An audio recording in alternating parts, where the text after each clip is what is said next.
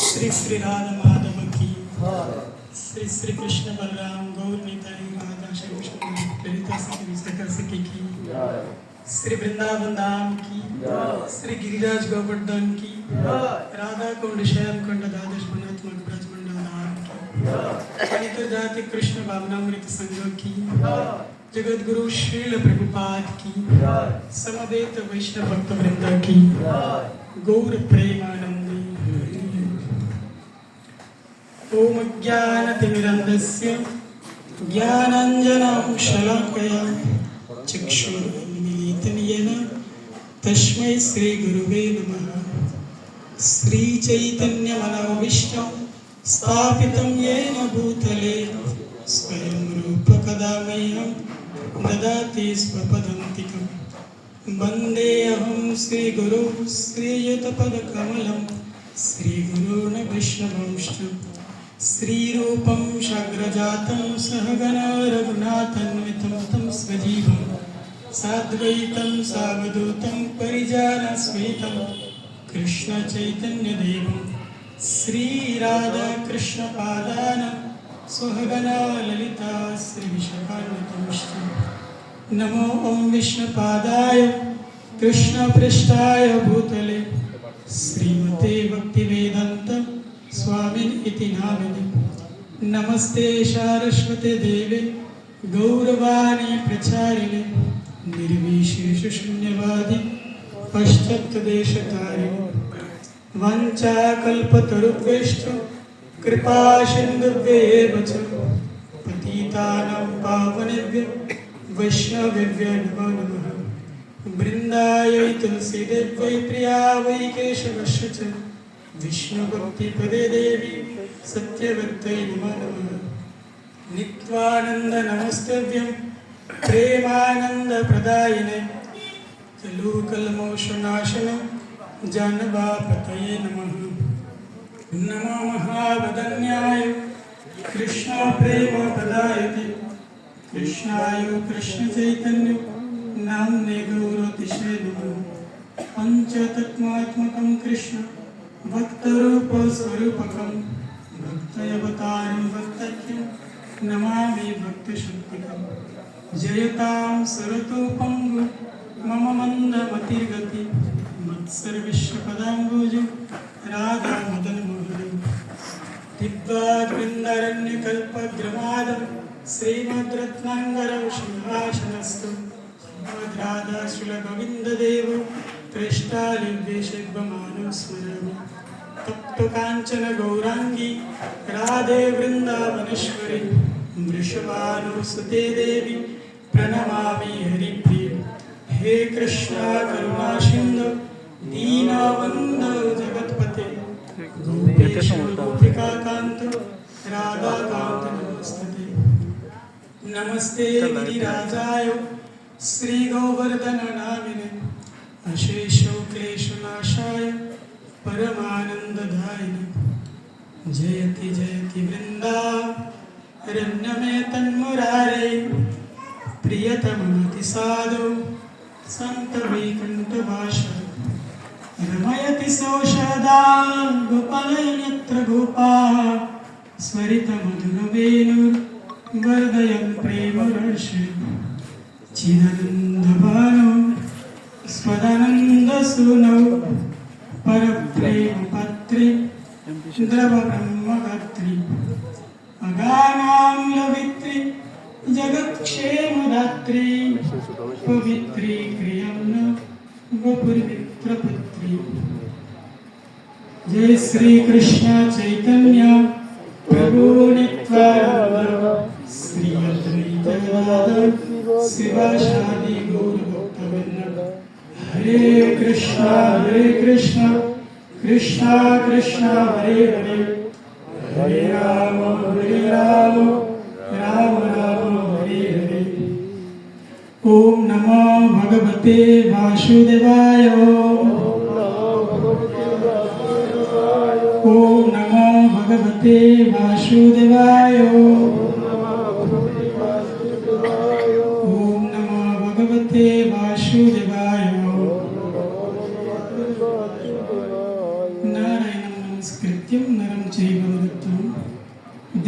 सरस्वती व्यासं ततो जयमुदीरयेत् नष्टप्रायेषु अभद्रेषु नित्यं भागवतं सेवये भगवतो मुक्तं विश्रुति भक्तिर्विवेकनिष्ठा मुखं करोति वाचालं पङ्गुर्लङ्घयते गिरिं यत्कृपातमहं वन्दे श्रीगुरुदीनतारिणम्।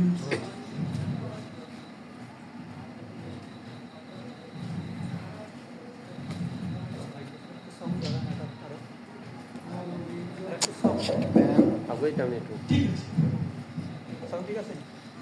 হরে কৃষ্ণ। সবাইকে শুভ সন্ধ্যা।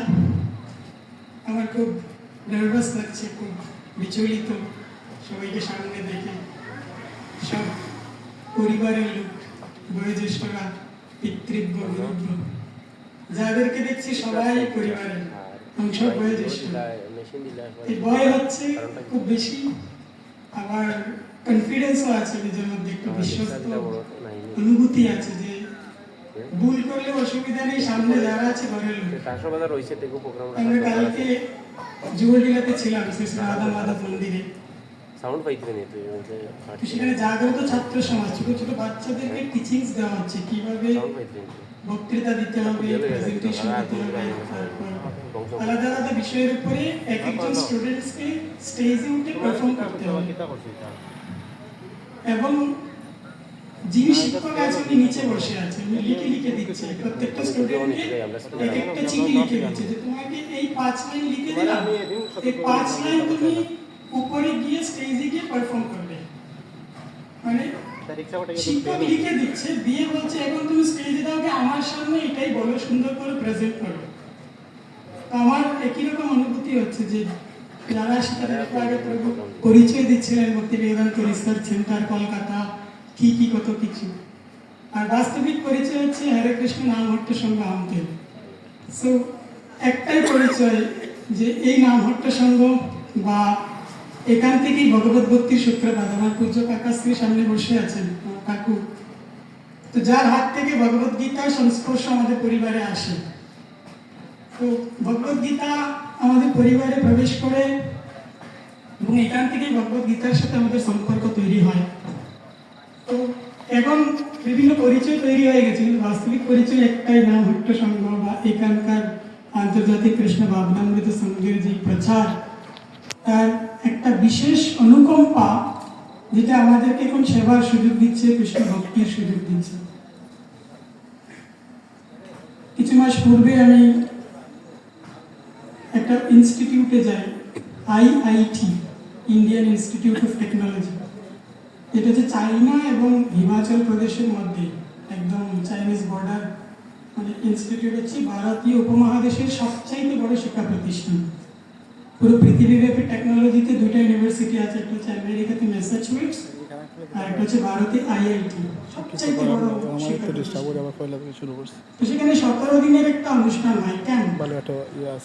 এই 17 দিনের ক্যাম্পে আমাকে আমার প্রতিষ্ঠান থেকে পাঠিয়েছে যে তুমি যাও ওখানে কিছু শিক্ষা অর্জন করে আসো।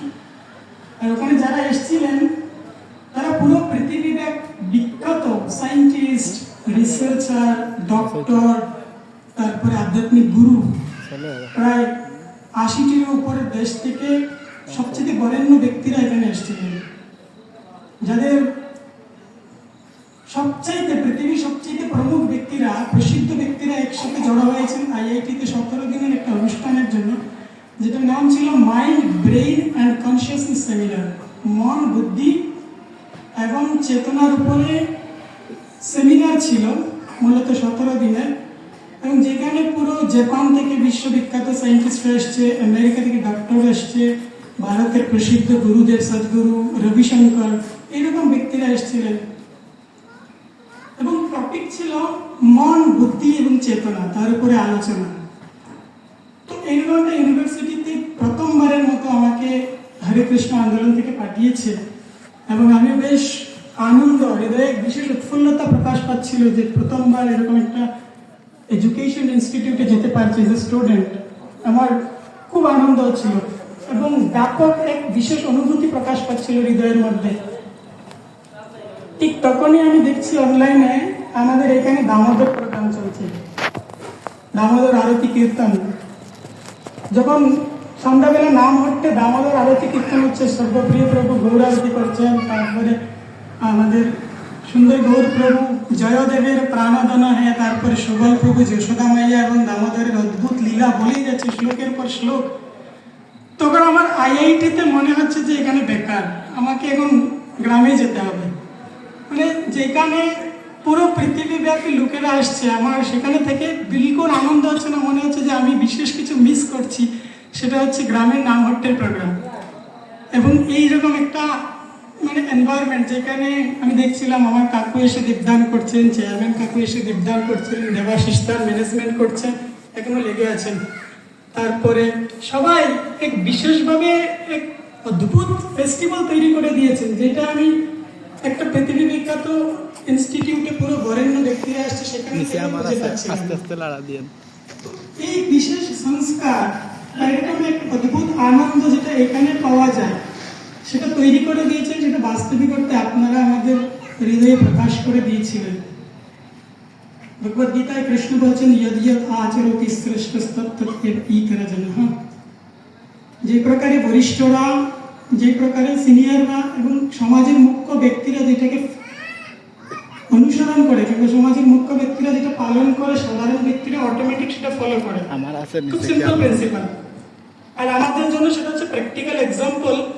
কারণ আমরা এই গ্রামে যারা কৃষ্ণ ভক্তির বিশেষ সুযোগ পেয়েছি, তার পিছনে অবদান হচ্ছে আপনারা যারা সামনে বসে আছেন। আমি ডাইরেক্টলি দেখতেও ভয় লাগছে, আমার সব দাদুরা বসে আছেন, আমার কাকু বসে আছেন, এইদিকে সব পরিবারের লোক। কিন্তু ধন্যবাদ আপনাদের, আপনাদের কারণে আমরা আজকে এত সুন্দর সেবায় যুক্ত হতে পেরেছি। তার পূর্ণ ক্রেডিট আপনাদের। কারণ এত সুন্দরভাবে আজকে আন্তর্জাতিক কৃষ্ণ ভাবনামৃত সঙ্গের সেবায় যুক্ত হওয়ার পেছনে যে পূর্ণ সাপোর্ট, পূর্ণ সমর্থন সেটা আপনারা দিয়েছিলেন। কুন্তি মাইয়া ভাগবতমে খুব সুন্দর একটি প্রসঙ্গ টেনে আনছেন, সেখানে বলছেন নন্দন্তি। নন্দন্তি শ্রীমদ ভাগবতমের একটি প্রসিদ্ধ শব্দ, যেখানে মাতা কুন্তি দেবী শিক্ষা দিচ্ছেন, বলছেন শ্রীমন্তী গায়ন্তী গৃহমন্তী বিঘ্নেশ্বর স্মরন্তি নন্দন্তি তবে ইহিতম জনাহা। ভক্তির বিশেষ বিশেষ পন্থা আছে, ভক্তির বিবিধ প্রকার আছে এবং সেই রকম যে যার জায়গা থেকে বিভিন্নভাবে ভক্তিতে যুক্ত হতে পারে। শ্রবণের মাধ্যমে ভক্তি সবচেয়ে উন্নত উত্তম ভক্তি। কীর্তন, ভগবানের দিব্য নাম লীলা শ্রবণ করার মাধ্যমে, ভগবানের দিব্য লীলা কীর্তন করার মাধ্যমে ভক্তি হয়। কিন্তু তার থেকেও আরো একটা নতুন কুন্তি মাতা ভাগবতমে এড করে বলছেন নন্দন্তি, মানে কেউ যদি সাপোর্টও করে, সমর্থন করে এবং এই সমর্থন পূর্ণ ভক্তির সাথে কনসিডার করা হয়। যে আমি কিছু করছি না বা আমার হয়তো ভালো লাগে না বা আমি হয়তো সময় ম্যানেজ করতে পারছি না, কিন্তু সমর্থন করছি, সাপোর্ট করছি, যে হরে কৃষ্ণ নাম হট্ট সঙ্গে এখানে কীর্তন করছে, খুব ভালো। এতটুকু সাপোর্টের মাধ্যমে শ্রীমদ ভাগবতম সিদ্ধান্ত দিচ্ছে যে সেও ভগবানের ততটাই প্রিয়। জাস্ট বাড়ি থেকে বসেও যদি বলে যে হ্যাঁ নাম হট্ট যেটা করছে খুব ভালো করছে, কিংবা হরে কৃষ্ণ আন্দোলন খুব সুন্দর সেবা করছে, কি সুন্দর একটা প্রসেস। আমাদের প্রভু আছেন গৌরাঙ্গ প্রভু, ইসকনের জিবিসি এবং বর্তমান পুরো ওয়ার্ল্ডে 100 প্রভাবশালী ব্যক্তিদের মধ্যে একজন। তো তিনি যখন আইআইটি থেকে পড়াশোনা করে বাড়ি গেছেন, তখন বাড়ির সমস্ত আত্মীয় স্বজনরা জড়ো হয়েছে যে এটা কোন গ্রহের কোন জীবের সাথে কানেক্ট হয়ে এরকম একটা অদ্ভুত রূপ নিয়ে আসছে, ইসকনওয়ালা রূপ, হরে কৃষ্ণওয়ালা রূপ। তো পুরো গোষ্ঠী সবাই সমবেত হয়, প্রায় 100-200 পরিবারের সদস্য সবাই সমবেত হয় এবং আইনের কিছু লোক ডেকে নিয়ে আসছে, পানিশমেন্ট করা হবে যে পরিবারের বিরুদ্ধে গিয়ে একটা বিশেষ অদ্ভুত রূপ ধরে আসছে। সেই রূপ হচ্ছে এরকম বৈষ্ণবীয় রূপ। কিন্তু তার মধ্যে প্রতিবেশী আরো একজন বৈষ্ণব আছে, উনি এসে বলছেন তোমরা কি জানো তো কোন পরিবারে যদি একজন কৃষ্ণ ভক্ত হয় তবে সেই পরিবারের 21 কুল পর্যন্ত উদ্ধার হতে পারে। প্রহ্লাদ মহারাজের শিক্ষা আছে শ্রীমদ ভাগবতম। তো যে পরিবারের সবাই জড়ো হয়েছে, আইনের লোক ডেকে নিয়ে আসছে, পানিশমেন্ট করা হচ্ছে, তারা সবাই বলছে ভালো করে ভক্তি করিস, যদি কিছু লাগে আমাদের বলিস, আমরাও সাপোর্ট করবো। কারণ বেনিফিটস যে পরিবারে কেউ একজন করছে সেখান থেকে বেনিফিটস পাওয়ার এক বিশেষ সুযোগ আছে। এটা কেবল কৃষ্ণ ভক্তিতেই হয়। শ্রীমদ ভগবদ গীতাতে বলছে কিঞ্চিৎ অস্তি ধনঞ্জয়। কেউ যদি অল্প করে, অল্প যদি কৃষ্ণ ভক্তিতে যুক্ত হয়, লাভ করে এবং এই জন্মেই নয় শুধু পরের জন্মে তার পূর্ণ বেনিফিটস পায়। তো এই প্রকারে কৃষ্ণ ভক্তি ছাড়া আর কোনো কিছুতেই মানে ক্যারি ফরওয়ার্ড হয় না, পরের জন্মে বা পরের জন্মে বা তার পরের জন্মে এটা বেনিফিটস পাওয়া যায় না।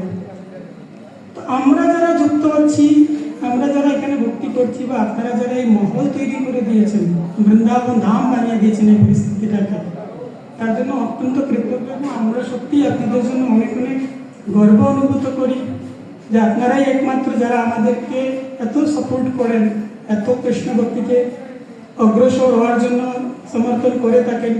নিতান্তই আপনাদের সহযোগিতায় আমাদের এই নাম হয়তো বেশ তীব্রভাবে এগিয়ে যাচ্ছে। আমি কম্বোডিয়াতে গিয়েছিলাম, সেখানে একটা মন্দির আছে, ব্রহ্মা মন্দির। তো সেখানে আমি দেখছি একজন, আমি লাইনে দাঁড়িয়ে আছি, তো পাশের লাইন থেকে একজন ভক্ত দেখে বলছে, আমি চিনি আপনাকে, আপনার বাড়ি ঝুড়িতে। সো এই ব্যাপক যে অনুভূতি বা এই ভালোবাসার অনুভূতি, সেটা আপনাদের থেকেই পেয়েছি। আপনারাই তৈরি করে দিয়েছেন, আপনারাই পেছন থেকে সবসময় সাপোর্ট দিচ্ছেন। যে প্রকারে একটা বিশাল বৃক্ষ যখন থাকে বনভূমিতে, তখন ছোট ছোট ঘাস লতা পাতা সবগুলো অটোমেটিক্যালি বৃদ্ধি পাওয়ার সাপোর্ট পেয়ে যায়, তাদের ভয় থাকে না। এক্স্যাক্টলি যারা এখানে সামনে বয়োজ্যেষ্ঠরা, দাদুরা, কাকু বসে আছেন, সবার চরণে বিনম্র প্রণতি এবং সবার পূর্ণ সমর্থনের কারণে আপনারা কতটাই হৃদয়বান, কতটাই মানে সংস্কার তৈরি করে দিচ্ছেন ছোট ছোটদের মধ্যে, যে আমাকে এখানে বসে সবাই নিচে বসে শ্রবণ করছেন। তার থেকে বড় এক্সাম্পল আর কিছুই নেই। চেয়ারম্যান কাকুর সামনে বসে আছেন। তো এর জন্য হৃদয় থেকে অনেক অনেক ধন্যবাদ। আর আপনাদের কাছে অনেক ঋণী, আপনারা আমাদেরকে এত সুন্দর সুযোগ দিচ্ছেন, এত সুন্দর সেবার অবসর প্রদান করেছেন। তো আমরা শ্রীমদ্ ভগবদ গীতা থেকে চর্চা করব। শ্রীমদ্ ভগবদ গীতার একটি শ্লোক পাঠ করব, যে প্রকারে আমরা যেগুলি সব জায়গায় করে থাকি। তারপর এটার উপরে কিছু চর্চা করব। হরে কৃষ্ণ।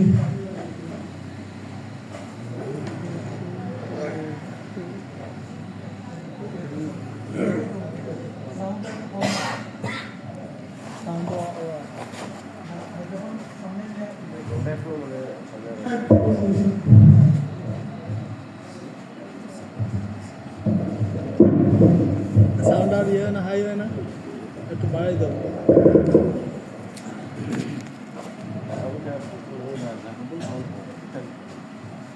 গীতা মাহাত্ম্যে খুব সুন্দর বলছে, ভগবদ গীতা কিঞ্চিত গীতা গঙ্গা জললভ কণিকা পীতা। কেউ যদি ভগবদ গীতার একটু ধ্যান করে, অল্প, সেই অল্প ধ্যানের মাধ্যমে সুকৃদেব মুরারি সমর্থে সে সুকৃত। কেউ যদি একবার ভগবানের মুরারির নাম গ্রহণ করে, একটু গঙ্গা জল গ্রহণ করে, তাহলে তার মুক্তি অবধারিত নিশ্চিত। তো ভাগবত চর্চার মাধ্যমে একটা বিশেষ সুযোগ হচ্ছে, আমরা যারা ভাগবত বা ভগবদ গীতা শ্রবণ এবং কীর্তন করি মন্দিরের তত্ত্বাবধানে, তারা প্রয়াস করি প্রতিদিন একটি শ্লোক পাঠ করে এবং পরবর্তীতে পরের দিনে সিরিয়াল ওয়াইজ হয়। জেনারেলি আজকে আমি পড়েছি, কালকে আরেকজন পড়েছে, তারপর আরেকজন পড়ে। তো আমরা প্রত্যেকদিন একটা শ্লোক পড়ি এবং বাকিরা ওই শ্লোকটাকে উচ্চারণ করার চেষ্টা করে পেছন থেকে। তো আজকে একটা বিশেষ সুযোগ, সেখানে আমি চাইবো আপনারা সবাই আমার পিছনে শ্রীমদ্ ভগবদ গীতার নবম অধ্যায় শ্লোক নম্বর 2। রাজবিদ্যা রাজগুহ্যম পবিত্রম ঈদমুত্তমম প্রত্যক্ষ অবগমম ধর্ম্যম সুসুখম কর্তুমব্যয়ম। রাজবিদ্যা রাজগুহ্যম পবিত্রম ঈদমুত্তমম প্রত্যক্ষ অবগমম ধর্মম সুসুখম কর্তুমব্যয়ম। রাজবিদ্যা রাজগুহ্যম পবিত্রম ঈদমুত্তমম প্রত্যক্ষ অবগমম ধর্মম সুসুখম কর্তুমব্যয়ম। এই শ্লোকের অনুবাদ হচ্ছে, এই জ্ঞান সমস্ত বিদ্যার রাজা, সমস্ত গুহ্য তত্ত্ব থেকে গুহ্যতর, অতি পবিত্র এবং আত্ম উপলব্ধি প্রদান করে বলে প্রকৃত ধর্ম। এই জ্ঞান অব্যয় ও সুখসাধ্য। ভগবদ গীতার 9ম অধ্যায় কৃষ্ণ অর্জুনকে বলছেন, এখন আমি যেটা জ্ঞান তোমাকে দিচ্ছি বাস্তবিক অর্থে এটি হচ্ছে রাজবিদ্যা। রাজবিদ্যা মানে সমস্ত বিদ্যার রাজা, king of all the knowledge. রাজগুহ্যম, রাজগুহ্যম মানে সব কিছু, সব তো গোপনীয় জিনিস আছে সংসারে, সবচেয়ে গোপন বস্তুর থেকেও গোপনীয়। গুহ্যম মানে গোপনীয়, আর রাজগুহ্যম মানে সিক্রেট অফ দ্য সিক্রেটস, মানে সবচেয়ে গোপনীয় বিদ্যা। পবিত্রম, পবিত্রম হচ্ছে টপমোস্ট পিউরিফাইড ভগবদ গীতা। তো কৃষ্ণ অর্জুনকে বলছেন আমি যেটা তোমাকে দিচ্ছি সেটা হচ্ছে রাজবিদ্যা, রাজগুহ্যম পবিত্রম ইদম উত্তম। সেটি শুধু পবিত্র নয়, উত্তম বটে। তো কেন দিচ্ছে? কারণ অর্জুন একটা কনফিউশনাল স্টেটে পড়ে আছে। ভগবদ গীতার 1ম অধ্যায় অর্জুন বলছে, কিম ন রাজ্যেন গোবিন্দ কিং ভুবের জীবিতা নবঃ येषाम् अर्थे कलुषितं न राज्यं भोगासुखानि च त्वयि मे विस्थिता युद्ध प्राणं त्यक्त्वा धनानि च। প্রভু আমার রাজ্য সুখ ভোগ এগুলো কিছুই চাই না, আমি এখন একটু বিপত্তিতে পড়ে আছি। বিপত্তিটা কি? বিপত্তি হচ্ছে একটু আগে আমি যেটা বলছি যে যুদ্ধক্ষেত্রে গিয়েছে ফুল কনফিডেন্সের সাথে এজ এ যোদ্ধা, যাওয়ার পর ওখানে দেখছে পিতৃব্য গুরুব্য সবাই সামনে আছে, গুরুদেব সামনে, মামা সামনে, সব পরিবারের লোক, এদের সাথে যুদ্ধ করতে হবে, এদের মারতে হবে। অর্জুন এই পরিস্থিতি থেকে বিচলিত হয়ে গেছে এবং সে বলছে হবে না। বেপতুশ্চ শরীরে মে রূঢ়র্ষশ্চ জায়তে গান্ডীবং শ্রংসতে হস্তাত্বচৈব পরিদেহতে। আমার শরীর জ্বলছে, আমার লুমকুপগুলো দাঁড়িয়ে যাচ্ছে ভয়ে, আমার হাত থেকে গান্ডীব ধনুষ খসে পড়ছে, আমার পক্ষে যুদ্ধ করা এখন সম্ভব নয়, তার থেকে ভালো আমি সন্ন্যাস গ্রহণ করবো, এই যুদ্ধ পরিত্যাগ করি। এইরকম পরিস্থিতিতে এসে অর্জুন বলছে ঠিক কর্তব্য বিমূঢ়, আমি ডিসিশন নিতে পারছি না, পুরোপুরি একদম নার্ভাস হয়ে গেছে। এবং এটা প্রত্যেকের ক্ষেত্রেই হয়। সংসারে যত জীব আছে প্রত্যেক জীবের সাথে এটা নিতান্তই প্রতিনিয়তই ঘটে যাওয়া একটা বিশেষ কার্য, যে সিদ্ধান্ত নিতে না পারা। আর এসে উদাহরণ আসছে অর্জুন থেকে। অর্জুনের মতো ব্যক্তি মহাভারতের সবচেয়ে বড় যোদ্ধা, যে সবচাইতে সাকসেসফুল একজন পিতা, সাকসেসফুল একজন হাজবেন্ড, সাকসেসফুল একজন শিষ্য, তার গুরুদেবের সবচেয়ে প্রিয় শিষ্য, যার বিদ্যার জন্য সদা সর্বদা সবাই প্রশংসা করতেন, যার বিদ্যার জন্য ভগবান শিব প্রশংসা করেছেন, যার বিদ্যার প্রশংসা পুরো সমগ্র আর্যাবর্তে, যার সামর্থ্যের প্রশংসা স্বর্গে পর্যন্ত, সেই অর্জুন বিপত্তিতে পড়ে গেছে, সিদ্ধান্ত নিতে পারছে না। এবং এইরকম স্টেটে এসে কৃষ্ণকে বলছে পৃচ্ছামি ত্বাং ধর্ম সম্মূঢ়চে কাহা, 2য় অধ্যায় 7 ভগবদ গীতা। আমি এখন বুঝতে পারছি না কি করা উচিত, তো কৃপা করে আপনি আমাকে মার্গদর্শন করুন। আমার সিদ্ধান্ত হচ্ছে কোনো যুদ্ধ করবো না, এইখান থেকে এই স্থান পরিত্যাগ করে আমি নতুন কিছু করবো, এবং আমি একদম পারিবারিক ক্লেশের সাথে যুক্ত হতে চাই না। তখন ভগবদ গীতা ভগবান শ্রীকৃষ্ণ শ্রবণ করানো শুরু করেছেন, এবং ভগবদ গীতা দিতে দিতে ভগবান এক পর্যায়ে 9th চ্যাপ্টারে এসে ক্লোজ করার পরিস্থিতিতে চলে আসছে। এখানেই সমাপ্ত করবেন। তখন ভগবান বলেছে আমি যে গীতার জ্ঞান এবং নতুন করে আবার দেওয়ার প্ল্যান শুরু করে দিন, যে আরো কিছু দেব। হচ্ছে রাজবিদ্যা রাজগুহ্যম পবিত্রম ইদম উত্তমম প্রত্যক্ষ অবগমম ধর্মম সুসুখম কর্তুম অব্যয়ম। এই যে জ্ঞান আমি তোমাকে দিচ্ছি সেটা হচ্ছে সমস্ত বিদ্যার রাজা ভগবদ গীতা। ওদের আমি কলকাতায় ছিলাম, তো একটা নিউজ চ্যানেল দেখছিলাম, সেখানে একজন কলকাতার, শুধু কলকাতায় নয় ভারতীয় উপমহাদেশের সবচাইতে বিতর্কিত একজন পণ্ডিত, বেশ প্রভাবশালী পণ্ডিত, বেদজ্ঞ, বেদের উপরে সর্বোচ্চ দক্ষ একজন ব্যক্তি। তো তিনাকে জিজ্ঞেস করছে যে আপনি ভগবদ গীতার কিছু বিশেষ সংস্করণ বলুন, যে 10 জন লেখকের 10টা ভগবদ গীতা বলুন। মিডিয়া জার্নালিস্ট এসে জিজ্ঞেস করছে, যেগুলো স্টুডেন্টসদেরকে এবং সমাজের জন্য বেশ পাণ্ডিত্য প্রদান করে থাকে, মানে সবচাইতে রিসার্চারদের মধ্যে সবচাইতে বেস্ট ভগবদ গীতা আপনার কাছে কি মনে হয়? যিনাকে প্রশ্ন করছে কলকাতা ইউনিভার্সিটির ভাইস চ্যান্সেলর শ্রী নৃসিংহ প্রসাদ বাদুড়ি মহাশয়। তো মিডিয়া এসে ওনাকে জিজ্ঞেস করছে যে আপনি বেস্ট থেকে বেস্ট 10টা ভগবদ গীতার ভার্সন বলুন, এবং আমি দেখছি নিউজ চ্যানেলে উনি 10টা ভগবদ গীতার ভার্সন বলেছে, কিন্তু কোথাও ভগবদ গীতা যথাযথ এটার উল্লেখ করেনি। মানে 10টা আলাদা আলাদা লেখকের নাম বলেছে, কিন্তু ভগবদ গীতা যথাযথ সম্পর্কে উনি একবারও কিছু বলেনি। বেশ বড় পণ্ডিত, বিখ্যাত পণ্ডিত, পুরো এশিয়া মহাদেশের মধ্যে সবচেয়ে বড় পণ্ডিত মনে হয়। তো তার কিছুদিন পরে উনি আমাদের ইনস্টিটিউশনে আসছেন, ভক্তি বেদান্ত রিসার্চ সেন্টারে, এবং আমার সৌভাগ্য হয় ওনার সাথে বেশ কিছু সময় কাটানো। তো আমি এক পর্যায়ে জিজ্ঞেস করলাম যে আপনার আমি ইন্টারভিউ দেখেছি, কিন্তু সেখানে আপনি 10টা বিশেষ ভগবদ গীতার লেখকদের নাম বলেছেন, ভগবদ গীতার ভার্সন বলেছেন। আমার খুব দুঃখ হয় যে কলকাতার শহরের সবচাইতে সাকসেসফুল যদি ভগবদ গীতার কোনো লেখক থেকে থাকেন বা অনুবাদক থেকে থাকেন, হচ্ছে এসি ভক্তি বেদান্ত স্বামী প্রভুপাদ, ওনার নাম আপনি কোথাও মেনশন করলেন না। তো আমার মধ্যে বেশ অহংকার তৈরি হচ্ছিল, এরকম প্রশ্ন করে যে আমি একটা সোসাইটি থেকে আসছি, আর যে সোসাইটির ভগবদ গীতা পুরো দুনিয়াতে সবচেয়ে প্রসিদ্ধ। আজকে 55 crore 55 কোটি ভগবদ গীতা পুরো দুনিয়াতে ডিস্ট্রিবিউট করেছে ভগবদ গীতা যথাযথ, এবং যার রেজাল্ট সবচাইতে বেশি পৃথিবীর প্রতিটা কর্নারে এই ভগবদ গীতাকে পড়ে পরিবর্তন হওয়া লোকের সংখ্যা সবচেয়ে বেশি। তখন নৃসিংহ প্রসাদ বাদুড়ি মহাশয় আমাকে বলছেন যে আমাকে জার্নালিস্ট প্রশ্ন করেছিল সবচাইতে মানে পাণ্ডিত্যপূর্ণ এবং সফল লেখকদের কথা, ওখানে কোনো মহাত্মার কথা বলা হয়নি। যে শ্রীল প্রভুপাদ অভয় চরণারবিন্দ ভক্তি বেদান্ত স্বামী, যিনি ভগবদ গীতা যথাযথ অনুবাদ তথা তাৎপর্য করেছিল, তো তিনাকে উনি কোনো লেখকের কাতারে রাখছেন না। উনি বলছেন দিব্য কিংবা চিন্ময় জগৎ থেকে আসা কোনো ব্যক্তিকে আমি ভৌতিক জগতের ব্যক্তিদের সাথে কম্পেয়ার করতেই চাই না।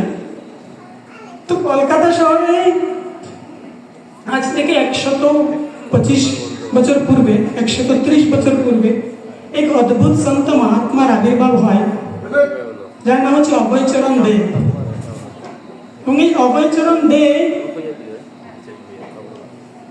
যখন যুবা মানে ইয়াং অভয়চরণ দে, তখন তার এক মিত্র নরেন এসে বলছে যে আমাদের পাশেই একজন মহাত্মা আসছেন, গুরু আসছেন, তো তুমি যদি কৃপা করে আমার সাথে গুরুর কাছে যেতে আমরা কিছু আধ্যাত্মিক জ্ঞান লাভ করতে পারি।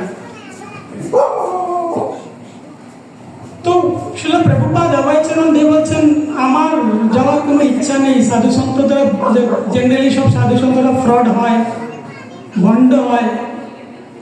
তখন নরেন রিকোয়েস্ট করেছে না, এগিয়েছে না এক অদ্ভুত সন্ত মহাত্মা, আমি নেতাজি সুভাষচন্দ্র বোস পর্যন্ত ওনার ফলোয়ার। তো শিল প্রভুপাদ অভয়চরণ দে মিত্রের সাথে এক সন্ন্যাসীর দর্শন করতে গেছিলেন ভক্তি সিদ্ধান্ত সরস্বতী ঠাকুর প্রভুপাদ, এবং ভক্তি সিদ্ধান্ত সরস্বতী ঠাকুর প্রভুপাদ প্রথম দর্শনে অভয়চরণারবিন্দ ভক্তি বেদান্ত স্বামী প্রভুপাদ, যিনি ইয়াং অভয়চরণ ছিলেন, থেকে প্রথম দর্শনে বলছেন তুমি ইয়াং যুবক, শিক্ষিত যুবক, তুমি কেন ভগবদ গীতার বাণী সমগ্র পৃথিবী জুড়ে প্রচার করছো না ইংরেজি ভাষার মাধ্যমে। একটু আগে যিনি চৈতন্য চরিতামৃত থেকে চৈতন্য মহাপ্রভুর সংকীর্তন আন্দোলনের ব্যাপারে প্রচার করছিলেন এবং খুব সুন্দর ভাগবত কথা বলছিলেন ডক্টর মুক্তালাল প্রভু, তো চৈতন্য মহাপ্রভুর প্রচার সম্পর্কে, সংকীর্তন সম্পর্কে পুরো জগৎবাসী জানে। এই ভগবদ গীতা শ্রীকৃষ্ণ যখন অর্জুনকে দিয়েছেন দ্বাপর যুগে 5000 বছর পূর্বে, তখন ভগবান এটাকে ম্যানুয়াল হিসেবে দিয়ে দিয়েছেন যে ভগবদ গীতা সবাই এখন থেকে শিক্ষা নেবে, সবাই পড়বে, সবাই জীবনে পালন করবে, একমাত্র ডাইরেকশন হচ্ছে ভগবদ গীতা। ভগবান দেখছেন যে রেজাল্ট আসছে না, ভগবান দেখছেন খুব একটা লোক পড়ছে না। যখন ভগবান কলিযুগে আবার চৈতন্য মহাপ্রভু রূপে আসছেন, এসে পার্সোনালি 1 to 1 এক একজনকে নিজের টিচিং দিচ্ছিলেন সংকীর্তন আন্দোলনের মাধ্যমে। এই ভগবদ গীতার মূল শিক্ষা, সমস্ত ভগবদ গীতাকে নিচড় দিয়ে যদি মন্থন করে একটা রেজাল্ট বের করা হয়, সেই রেজাল্ট হচ্ছে হরিনাম সংকীর্তন করা কিংবা সারেন্ডার হওয়া ভগবানের চরণে। সর্বধর্মান পরিত্যাজ্য মাম একম শরণম ব্রজঃ।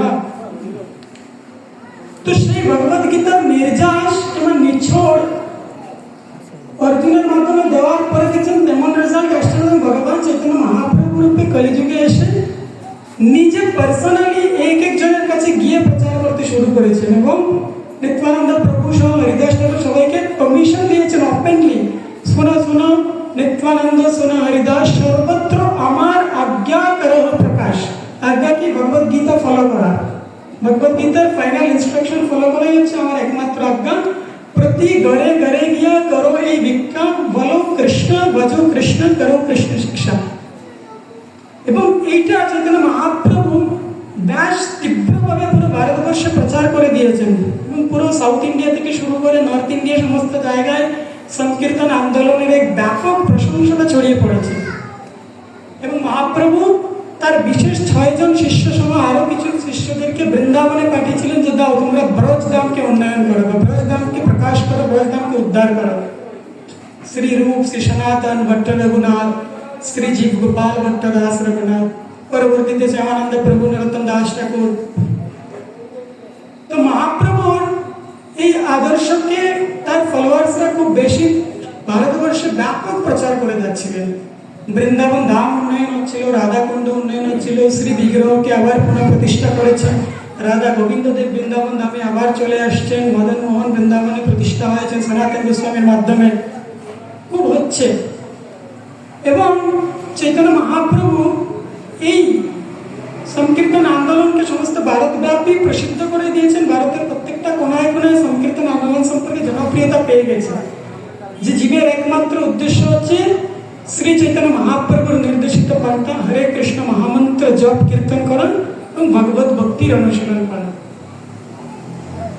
কিন্তু প্রশ্ন হচ্ছে এটা তো কেবল ভারতবর্ষের মধ্যেই সীমাবদ্ধ, কিন্তু জীব তো পুরো বিশ্ব, পুরো সমগ্র বিশ্বব্যাপী জীব আছে, মনুষ্য জাতি আছে, তাদের কি হবে?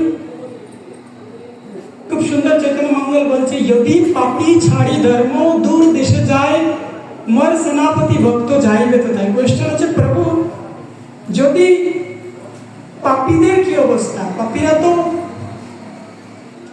বাইরে থাকে, ভারতবর্ষের বাইরে যারা জন্মগ্রহণ করে তারা বাস্তবে করতে পাপী। আমাদের এক গুরু আছেন প্রভু রাধা গোবিন্দ গোস্বামী মহারাজ, আসলে প্রভুপাদের বেশ বয়োজ্যেষ্ঠ শিষ্য। তো ওনাকে এক বিদেশি জার্নালিস্ট, আমেরিকান এক জার্নালিস্ট প্রশ্ন করছে এয়ারপোর্টে যে ভগবান যতবার আবির্ভূত হন ততবার ভারতবর্ষে কেন হন? রাম হয়ে আসছেন অযোধ্যাতে, কৃষ্ণ হয়ে মথুরাতে, মহাপ্রভু হয়ে নবদ্বীপে, কিংবা বিঠ্ঠল হয়ে মহারাষ্ট্রে, তারপরে উড়ুপি কৃষ্ণ হয়ে সেই সাউথ ইন্ডিয়াতে, তেলেগুতে, কেবলমাত্র ভারতের মধ্যেই সীমাবদ্ধ। ভগবান যতবার আবির্ভাব হয় ভারতবর্ষের মধ্যেই হয়, শ্রীহট্টে, আমাদের সিলেটে। তো আমেরিকান এক সাংবাদিক আসলে প্রভুপাদের এক বরিষ্ঠ শিষ্যকে জিজ্ঞেস করছে বিদেশে কেন না, আমাদের আমেরিকাতে একবার কেন আসছেন না ভগবান আবির্ভাব নিয়ে? তো গুরুদেব খুব সুন্দর উত্তর দিচ্ছেন, বলছেন ভারতবর্ষের যারা মা আছে, মাতারা আছে, তারাই কেবলমাত্র ভগবান জন্ম দিতে পারে, আর পৃথিবীর কোথাও সম্ভব না। বাকিদের মধ্যে সংস্কৃতি নেই। সংস্কৃতি সরস্বতী থেকে আসে, সরস্বতী হচ্ছে শাস্ত্র। তো ভারতবর্ষের বেসিক ফাউন্ডেশন হচ্ছে শাস্ত্র। একটা বিল্ডিং কিংবা যে কোনো কিছু যখন তৈরি হয় তার মধ্যে সবচেয়ে নিচে যে ফাউন্ডেশন কিংবা বেসিক তৈরি করা হয় সেটা হচ্ছে শাস্ত্র, ভগবত গীতা, শ্রীমদ ভাগবতম। তো এই শাস্ত্র থেকে সরস্বতী, শাস্ত্র বাস্তবিক অর্থে মাতা সরস্বতী স্বরূপা। আমি 3-4 দিন পরে সরস্বতী দেবীর পূজা। তো ভারতবর্ষের মায়েরা যেন ভারতবর্ষের লোকজন সবচেয়ে বেশি কানেক্টেড শাস্ত্রের সাথে, রুট জানে, গূঢ় তত্ত্ব জানে শাস্ত্রের, এবং এই সরস্বতীর সাথে কানেক্টেড হয়ে তাদের মধ্যে অটোমেটিক সংস্কৃতি তৈরি হয়। সরস্বতী সংস্কৃতি। নেক্সট স্টেপ, সংস্কৃতি মানে ন্যাচারাল বিহেভিয়ার, যেটা স্বাভাবিক যে আমাদের ভদ্রতা। এই কিছুদিন পূর্বে নবদ্বীপে একটি বৈষ্ণব সম্মেলন হয়েছিল, নবদ্বীপ ধামে। এবং সেই বৈষ্ণব সম্মেলনে সমস্ত সনাতন ধর্মের যত বৈষ্ণব অর্গানাইজেশন আছে, সম্প্রদায় আছে, সমস্ত সম্প্রদায়ের মুখ্য বৈষ্ণবরা, মুখ্য গোস্বামীরা, সন্ন্যাসীরা, প্রভুপাদরা এখানে জড়ো হয়েছেন একসাথে। এবং সেইখানে সমস্ত বৈষ্ণব সম্মেলন একসাথে করে তাদের মধ্যে চর্চা হচ্ছিল আমাদের ভক্ত হওয়ার পূর্বে ভদ্রলোক হওয়া উচিত। এবং এই ভদ্রলোক হওয়া ব্যাপারটা যেই জায়গা থেকে শিক্ষা পাওয়া যায় সেই জায়গাটা হচ্ছে শাস্ত্র। ভারতবর্ষ সবচেয়ে বেশি প্রসিদ্ধ, কারণ তার বেসিক ফাউন্ডেশন হচ্ছে শাস্ত্র। তাই 3000 বছর পূর্বে যখন নালন্দা ইউনিভার্সিটি ভেঙে চুড়ে শেষ করে দিয়েছিল, 10 মিলিয়ন ম্যানুস্ক্রিপ্টস, প্রায় 1 কোটিরও বেশি পুঁথি, শাস্ত্রের পুঁথি জ্বালিয়ে দিয়েছিল, 10,000-এরও বেশি স্টুডেন্টসকে জ্বালিয়ে দিয়েছিল, 2000 টিচার জ্বালিয়ে দিয়েছিল। তার 3 বছর পরে আমেরিকাতে প্রতিষ্ঠা হয় ক্যামব্রিজ ইউনিভার্সিটি। মানে ভারতীয় সনাতন ধর্মের যে মূল সূত্র কিংবা মূল যে নলেজ, সেটাকে ধ্বংস করে আজকের সময় মডার্ন এডুকেশন তৈরি হচ্ছে। তো সেই প্রকারে কেউ যদি সনাতন সংস্কৃতির সাথে, ভগবত ভক্তির সাথে, শ্রীমদ ভাগবত, ভগবত গীতার সাথে চর্চা করে, তাহলে তার মধ্যে সংস্কৃতি যে বেসিক ম্যানার্স তৈরি হয়, খুব কানেক্টেড। শাস্ত্র পড়লে শাস্ত্রের সাথে সাথে সংস্কৃতি হয়। সংস্কৃতি মানে বড়দের সম্মান করা, পরিবারকে ফলো করা ইত্যাদি বিষয়। তো সরস্বতী থেকে সংস্কৃতি, সংস্কৃতি থেকে সমৃদ্ধি। যখন কেউ শাস্ত্র চর্চা করে, শাস্ত্রের সাথে যুক্ত থাকে, তখন তার মধ্যে সংস্কৃতি হয়। সংস্কৃতি এবং সরস্বতী কানেক্ট হলে সমৃদ্ধি হয়।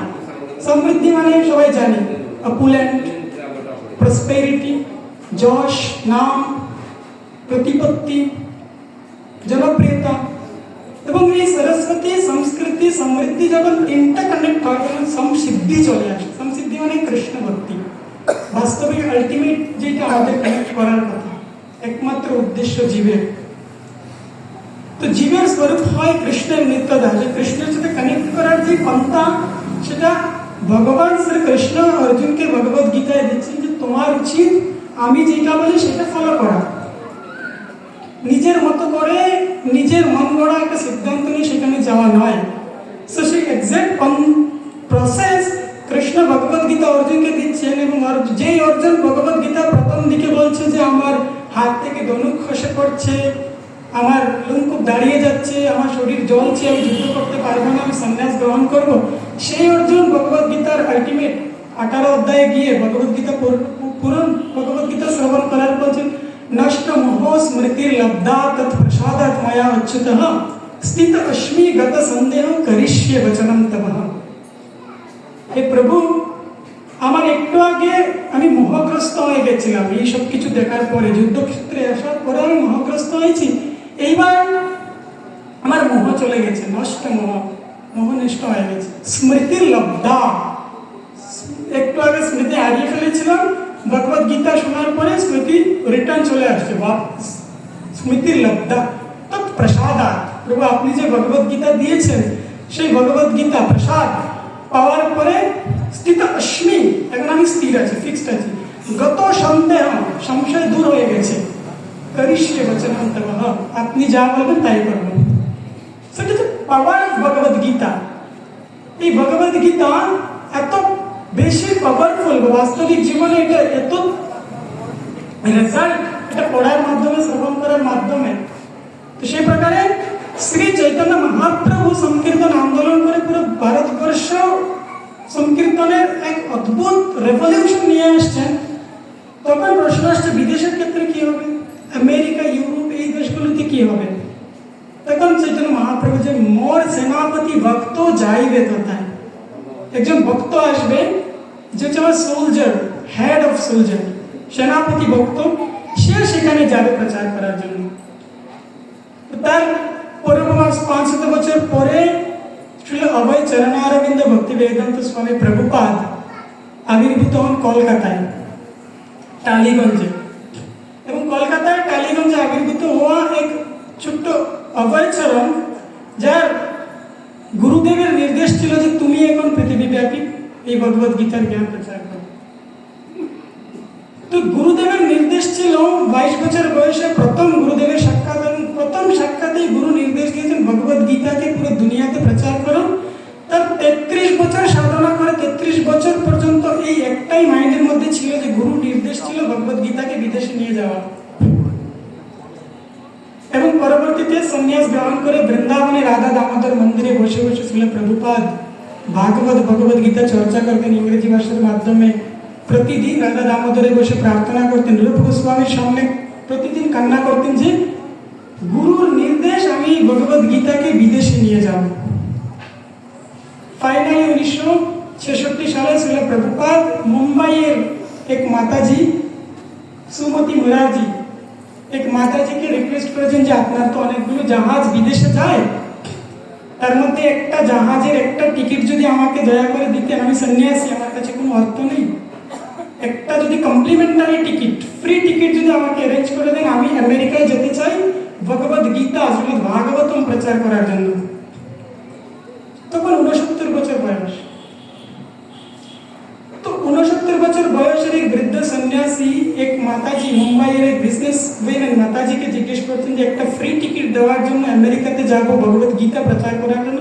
প্রথম ওই মাতাজির কাছে পুরোটা ব্যাপারটা একটা কমেডির মতো লাগছিল, যেটা সিরিয়াস কিছু হতেই পারে না, রিজেক্ট করে দিয়েছেন। আবার বলেছেন প্রভুপাদ, আবার রিজেক্ট করে দিয়েছেন। তো শিল প্রভুপাদ নাচড় বান্ধ। তো ফাইনালি মাতাজিকে শিল প্রভুপাদ বলছেন, তুমি আমার পুত্রী স্বরূপা, তুমি আমার কন্যা সম, একটা টিকিট আমাকে প্লিজ অ্যারেঞ্জ করে দাও। শিল প্রভুপাদ 69 বছর বয়সে একটা ফ্রি টিকিট মালবাহী জাহাজে, ফ্লাইটে করে নয়, একটা জাহাজ, সেই জাহাজের মধ্যে ভারত থেকে মাল এক্সপোর্ট করা, সামান এক্সপোর্ট করা হয় আমেরিকাতে, সেই জাহাজে করে একজন বৃদ্ধ লোক কোনো মতে একটু জায়গা পেয়েছেন, সেখানে এক টানকে শ্রীমদ ভাগবতম ইংরেজি ভাষায় নিজের অনুবাদ করা এবং ভগবদ গীতা নিয়ে ওই জাহাজে ছুটেছেন প্রভুপাদ 70 বছর বয়সে আমেরিকাতে গুরুর নির্দেশ পালন করতেন। শিল প্রভুপাদ 36 দিন ট্রাভেল করে বোস্টন শহরে, আমেরিকার বোস্টন শহরে পৌঁছে তার মধ্যে আটলান্টিকে 2 বার হার্ট অ্যাটাক হয়। হার্ট অ্যাটাক হওয়ার পরে শিল প্রভুপাদ স্বপ্নে দেখেছিলেন যে সেখান থেকে ভগবান শ্রীকৃষ্ণ তাকে বাঁচিয়ে নিয়ে আসতেন। 1 বছর আমেরিকাতে সংগ্রাম করে শিল প্রভুপাদ এই ভগবদ গীতা প্রতিদিন ভগবদ গীতা প্রচারের, ভগবদ গীতার বাণী সনাতন ধর্মের হরিনাম সংকীর্তনের মহিমা প্রচার করার জন্য আমেরিকার মতো জায়গায় 1 বছর সংঘর্ষ করেছে। ফাইনালি নিউ ইয়র্ক শহরে শিল প্রভুপাদ দেখছেন যে বেশ কিছু আমেরিকান যুবক যুবতীরা নেশাগ্রস্ত অবস্থায় পড়ে আছে, ড্রাগ এডিক্টেড এবং কমপ্লিটলি নেশাগ্রস্ত। 1-2টা নয়, শত শত। তখন আমেরিকাতে হিপিস চলছিল, হিপিস মানে আন্দোলন চলছিল, এখন যেরকম জেনজি আন্দোলন হয়, খুব ফেমাস। তখন হিপিসদের গভর্নমেন্টের বিরুদ্ধে এরা আন্দোলন করছে, হিপিসরা, এবং এরা ড্রাগ এডিক্টেড থাকে, নেশাগ্রস্ত থাকে, এদের কোনো জেনারেল সেন্সও থাকে না এরা কি করছে, কি পড়ছে, কি না করছে। এইরকম ইউথসরা রাস্তায় নেমে আসছে সরকারের বিরুদ্ধে প্রোটেকশন করার জন্য। এবং শিল প্রভুপাদ সেই জায়গায় একটা গাছের নিচে বসে করতাল দিয়ে হরিনাম সংকীর্তন করছেন এবং একজনকে জিজ্ঞেস করছেন, তোমরা এখানে কি করো? বলছে, আমরা হিপি, আমরা এখানেই থাকি, রাস্তাঘাটে আমরা নেশাগ্রস্ত অবস্থায় থাকি এবং আমরা এই নেশা বা ড্রাগসের মাধ্যমে হাই ফিল করি, খুব উচ্চ ফিল করি, নিজেকে খুব উঁচুতে অনুভূত করি। আমি রাজস্থানে ছিলাম 1 মাস, সেখানে আমাদের ইসকনের একটা প্রোগ্রাম ছিল যে যারা 18 থেকে 22 বছরের ছেলে আছে, 17 থেকে 21 বছর পর্যন্ত যে ছেলেরা নেশাগ্রস্ত থাকে তাদের সাথে পার্সোনালি ডিল করা, তাদের পরিবারের লোকেরা ওই ছেলেগুলোকে কিছু আধ্যাত্মিক সম্প্রদায় আছে, আধ্যাত্মিক সংগঠন আছে, হরে কৃষ্ণ, ইসকন, বিভিন্ন, এদের কাছে পাঠানো হয় যে এরা যেন তাদের ছেলেগুলোদেরকে একটু ঠিক করে, মানুষ করে। মানে এরা এত বেশি ড্রাগ এডিক্টেড হয়ে যায়, নেশাগ্রস্ত হয়ে যায়, এদের আর ফিরিয়ে আনার কোনো অপশনই নেই। এদেরকে একটা জায়গাতে পাঠানো হয় যেটা হচ্ছে যে রিহ্যাবিলিটেশন সেন্টার, যেখান থেকে ড্রাগ এডিক্টেড বাচ্চাদের পাঠায়, ওখান থেকে ট্রিটমেন্ট হয় 1 বছর, 2 বছর, 3 বছর, যেখানে প্যারেন্টসরা পর্যন্ত যেতে পারে না, বাচ্চার বাবা মাও যেতে পারে না, 2 বছর 3 বছর ওখানেই থাকে। তো ওই জায়গাগুলোতে ইসকনের বিভিন্ন ভক্তদের যুক্ত করা হয় যে তুমি গিয়ে এদেরকে পার্সোনালি মিট করো। আমি 1 মাস রাজস্থানে ছিলাম, এরকম 16, 17, 18 বছরের ছেলেরা কমপ্লিটলি ড্রাগ, সিরিজ দিয়ে ড্রাগ নেয় ভিতরে হাতের মধ্যে, তারপরে এরা নেশা করে, এরা পরিবারের কারো কথা শুনে এরা স্মার্টফোন এডিক্টেড হয়ে যায় এবং পরে বাবা মা সবাইকে মারপিট করে, এরকম কন্ডিশনে চলে যায় স্টুডেন্টস। তো একটা ছেলের সাথে ডিল করতে গিয়ে পুরো একদম অবস্থা খারাপ হয়ে যায়, মনে হয় যে এর কাছ থেকে বাঁচি, এত কঠিন এদের সাথে ডিল করা, তো ভয়ঙ্কর এদের যেই মেজাজ, এরা কমপ্লিটলি পুরো শরীর পা থেকে মাথা পর্যন্ত ড্রাগস ড্রাগস ড্রাগস হয়ে যায়, কমপ্লিট নেশা। শিলা প্রভুপাদ 69 বছর বয়সে আমেরিকা শহরে আমেরিকান যুবক যুবতী যারা ওখানকার ড্রাগিস্ট, ওখানকার ব্র্যান্ডেড ড্রাগিস্ট যারা ছিল তাদের সাথে ডিল করছেন। এরা বলছে আমরা যখন এই ড্রাগ নিই আমরা নিজেকে খুব উচ্চ অনুভূত করি, আমরা মনে হয় যে মাটির থেকে উপরে আছি, আরো বেশ উপরে আছি। শিলা প্রভুপাদ বলছেন এর থেকেও বেটার নেশা আমার কাছে আছে যেটা আমি ইন্ডিয়া থেকে নিয়ে আসছি, তার থেকেও উন্নত নেশা, উন্নত drugs, that you feel even more high. তো ইন্টারেস্টেড হয়ে গেছে কি নেশা আপনার কাছে স্বামীজি বেস্ট নেশা আছেন। শিলা প্রভুপাদ তার কপাল বের করে বলছেন হরে কৃষ্ণ হরে কৃষ্ণ কৃষ্ণ কৃষ্ণ হরে হরে হরে রাম হরে Ram Ram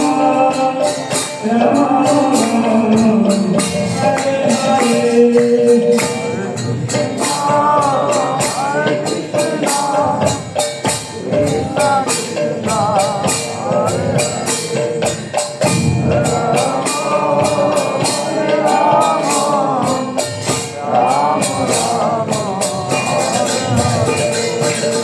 Hare Krishna, Hare Krishna, Krishna Krishna, Hare Hare, Hare Rama, Hare Rama, Rama Rama, Hare Hare.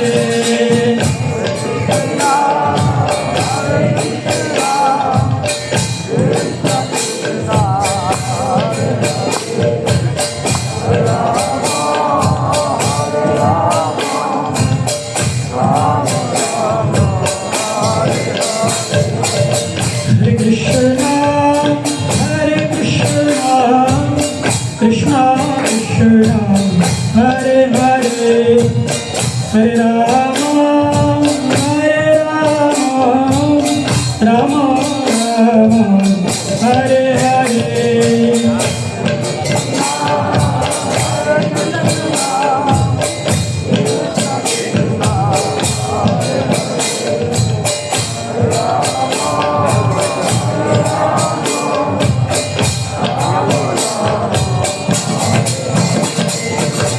Hare Krishna, Hare Krishna, Krishna Krishna, Hare Hare, Hare Rama, Hare Rama, Rama Rama, Hare Hare.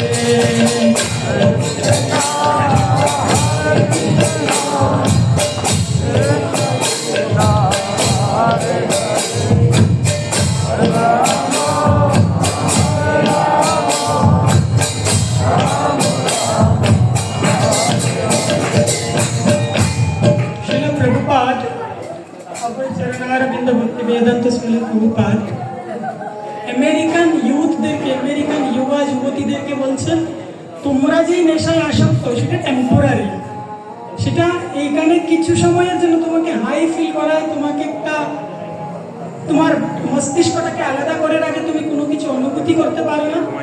তো আমি ভারত থেকে যেই নেশা নিয়ে আসছি সেটা প্রভুপাদ তার করতালের মাধ্যমে একটা বৃক্ষের নিচে বসে সংকীর্তনের মাধ্যমে দেখিয়ে দিচ্ছেন যে এই নেশা প্রথমত টেম্পোরারি নয়, পার্মানেন্ট নেশা তোমাকে করিয়ে দেবে। আর দ্বিতীয়ত হচ্ছে এই নেশা এত বেশি হাই ফিল করাবে, হাই ফিল করতে করতে তুমি যে উচ্চ আকাঙ্ক্ষী বা উচ্চ বিলাস রাখছো সেটা পুরো বৃন্দাবন পর্যন্ত নিয়ে যাবে। তো কীর্তন শুনে প্রভুপাদের কীর্তন শুনতে শুনতেই হিপিসদের মধ্যে এক দুইজন এসে নৃত্য করতে শুরু করেছে, একটু নৃত্য করতে শুরু করে, তারপর থেকে আরেকজন আরেকজন আরেকজন আরেকজন আমেরিকান যুবক যুবতীরা শিলা প্রভুপাদের কীর্তনের সাথে যুক্ত হয়ে সংকীর্তন, যে সংকীর্তনের ভবিষ্যৎবাণী শিলা শ্রী চৈতন্য মহাপ্রভু করেছিলেন, সেই সংকীর্তন এখন বিদেশে আমেরিকাতে শুরু হয়ে গেছে। তারপরে শিলা প্রভুপাদ সমগ্র পৃথিবীব্যাপী মাত্র 10 বছরে সমগ্র পৃথিবীব্যাপী 108টিরও বেশি মন্দির এবং 14 বার, প্রায় 14.5 বার পুরো পৃথিবী পরিক্রমা করেছেন এবং এই সংকীর্তন আন্দোলন প্রচার করেছিলেন, ভগবত গীতা প্রচার করেছিলেন। এবং প্রতিটি শহরে, প্রতিটি জায়গায়, পৃথিবীর প্রতিটা দেশে শিলা প্রভুপাদ এই ভগবদ গীতা এবং শ্রীমদ ভাগবতম ডিস্ট্রিবিউট করেছেন। একটু আগে বলছিলাম প্রায় 55 কোটি ভগবদ গীতা সমগ্র পৃথিবীব্যাপী কেবলমাত্র হরে কৃষ্ণ আন্দোলন আন্তর্জাতিক কৃষ্ণ ভাবনামৃত সংঘের মাধ্যমে প্রচার হয়। এবং আজকে প্রায় পৃথিবীর সবকটা দেশে, আপনারা যারা মায়াপুর গিয়েছেন দেখবেন একসাথে 166 167 দেশের ভক্তরা জড়ো হয়ে হরিনাম সংকীর্তন করে মায়াপুর ধামে। 2015 সালে কলকাতায় ইভেন্ট হয়েছিল কলকাতা স্টেডিয়ামে, সেখানে 100টারও বেশি ভক্তরা একসাথে জড়ো হয়ে হরিনাম সংকীর্তন করেছে, ভগবদ গীতা অধ্যয়ন করেছিল। তার ক্রেডিট, তার পূর্ণ যে স্বীকৃতি সেটা ছিল প্রভুপাদ কেবলমাত্র একটা নির্দেশ, গুরুদেব বলেছেন মহাপ্রভুর বাণী পৃথিবীব্যাপী প্রচার করা হোক, চৈতন্য মহাপ্রভুর এই নির্দেশ এবং ভগবদ গীতার জ্ঞান যেন পৃথিবীর সমস্ত দেশে প্রচারিত হয়, তার ফলশ্রুতিতে ছিল প্রভুপাদ সারা পৃথিবীব্যাপী কৃষ্ণ ভাবনামৃত ছড়িয়ে দিয়েছে। আর আমরা আজকে তার রেজাল্ট পাচ্ছি, কি প্রকারে মানুষ ধর্মের দিকে পরিচালিত হচ্ছে। মনুষ্য জন্মের মূল যে স্বার্থকতা, মানব শরীরের যে মূল স্বার্থকতা কিংবা মূল যেই মানব শরীরের উপযোগ, সেটি হচ্ছে ভগবান শ্রীকৃষ্ণের সেবায় যুক্ত হওয়া। নৃদেহম আদ্যম স্কুলভম সুদুর্লভম ক্লবম সুকলিপম গুরু কর্ণধারম ময়া অনুকূলেন ন ভাস্পতেরিতম কোমান ভবাব্দি ন তরেৎ স্বাত্মহ। মহাপ্রভুর এই সংকীর্তন আন্দোলন, ভগবান শ্রীকৃষ্ণের প্রদত্ত এই ভগবদ গীতা, প্রভুপাদের এই হরে কৃষ্ণ মুভমেন্ট সমগ্র পৃথিবীব্যাপী মানবকে শিক্ষা দিচ্ছে যে বাস্তবিক অর্থে তোমার স্বরূপ কি। জীব কৃষ্ণদাস এই বিশ্বাস করলে তো আর দুঃখ নাই, এই শিক্ষা দেওয়ার জন্য প্রভুপাদের এই মুভমেন্ট আজকে প্রত্যেকটা জায়গায় গিয়ে গিয়ে টিচিংস দিচ্ছে যে বাস্তবিক অর্থে মনুষ্য শরীরের মূল উদ্দেশ্য হচ্ছে কৃষ্ণ ভক্তি করা, আদারওয়াইজ কিছু নয়। জীব তো 84 লক্ষ প্রকার।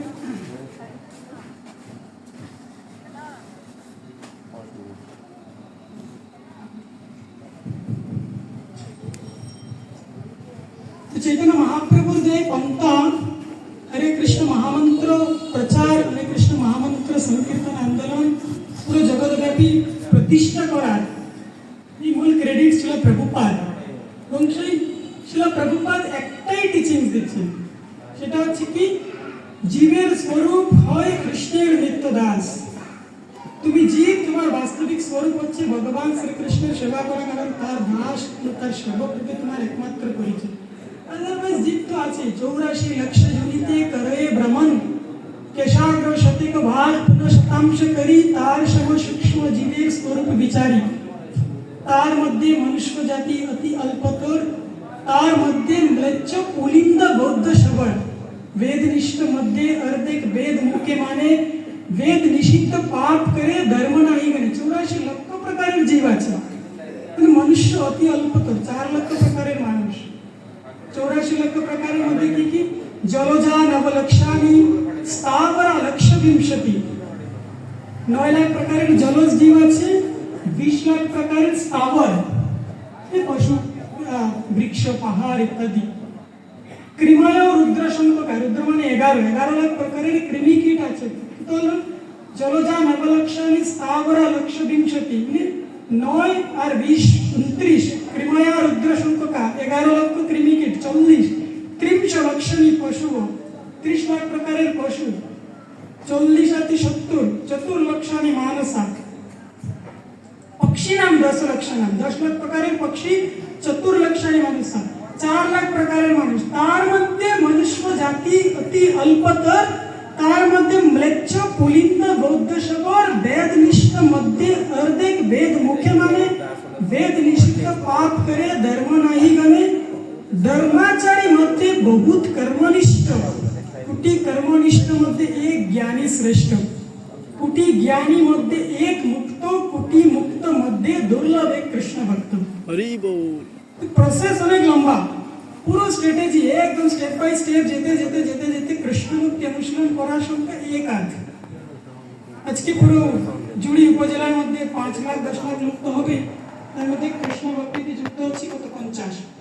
সো কোটির মধ্যে দুর্লভ এক কৃষ্ণ ভক্ত, কিন্তু সেই দুর্লভ কৃষ্ণ ভক্তিকে পুরো জগৎব্যাপী প্রচার করার যে বিশেষ কৃপা যিনি দিয়ে গেছেন তিনি হচ্ছেন এসি ভক্তি বেদান্ত স্বামী শিল প্রভুপাদ। মহাপ্রভুর নির্দেশে, মহাপ্রভুর আদর্শে, মহাপ্রভুর যে আলটিমেট ইনস্ট্রাকশন যে পৃথিবীর প্রায় প্রতিটি নগরে কৃষ্ণ ভক্তি অনুশীলন হোক, ভগবত গীতা চর্চা হোক, সেটা প্র্যাকটিক্যালি হচ্ছে।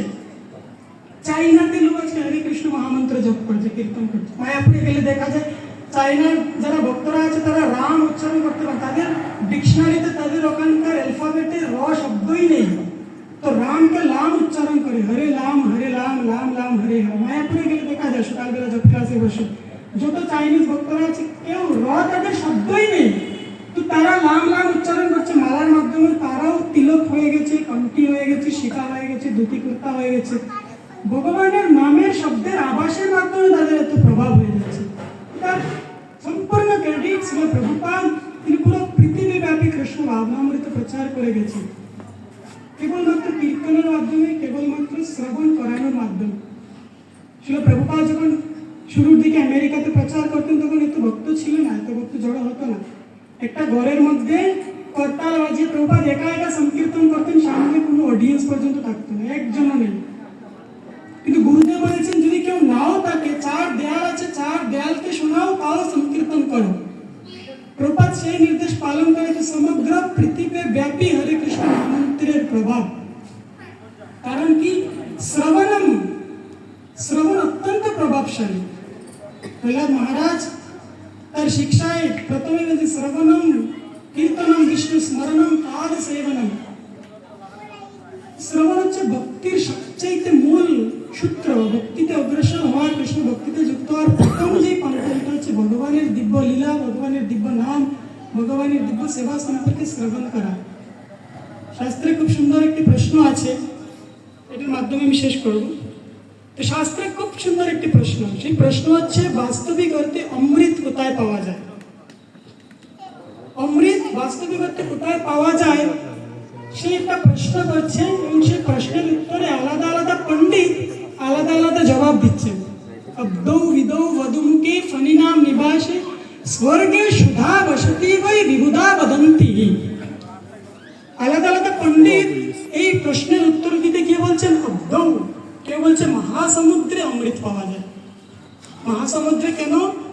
মহাসমুদ্রে অমৃত পাওয়ার মূল উদ্দেশ্য হচ্ছে একবার সমুদ্র মন্থন হয়েছিল, সমুদ্র মন্থন লীলা। দেবতারা এবং অসুরেরা মিলে অমৃত উত্তোলনের জন্য সমুদ্রকে মন্থন করেছিলেন।